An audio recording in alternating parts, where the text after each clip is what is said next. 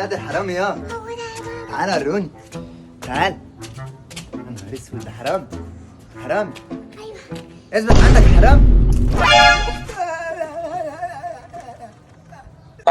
هو بيعمل كده ليه؟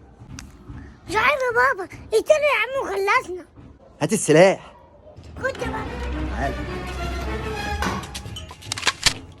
خد دي في رجلك. ده شكله مات يالا. تعال تعال بسرعة، تعال الحكومة هتيجي. تعال.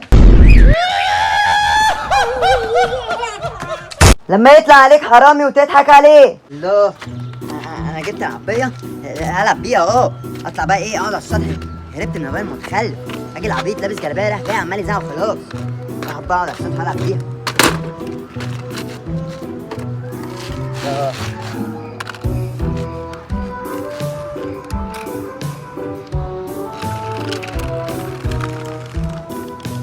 تعالي خد تعالي. طب خلاص مش تيجي؟ ماشي، انا هسيبك وانزل اجيب ميه واجي. ليكي هنا. واد بولدو ابني قال لي البيت ده في العاب كتير قوي وانا عايز اجيب له لعب. طب اما نلاقي حاجه بقى. ايه ده يا ابن الكلبه، جايب لي عشان العربيه لعبه؟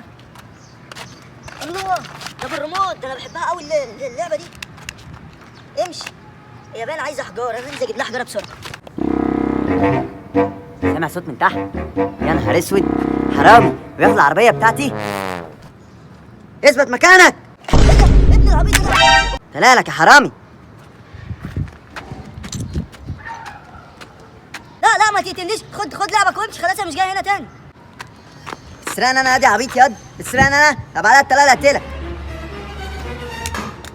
حي يا عبيط، بص الخزنه بتاعتك فديت ازاي؟ موتك انا بقى دلوقتي.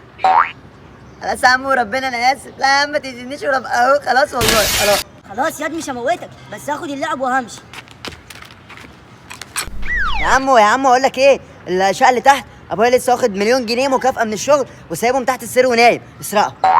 ايه ياب بتقول ايه؟ 1,000,000 جنيه؟ تعال جدع قوي ياض، انا هسيب لك اللعب بتاعتك والمسدس بتاعي خده. انت ابن العبيطه، نزلت على شقه الظابط اللي تحت، ان شاء الله يتمسك ابن العبيطه.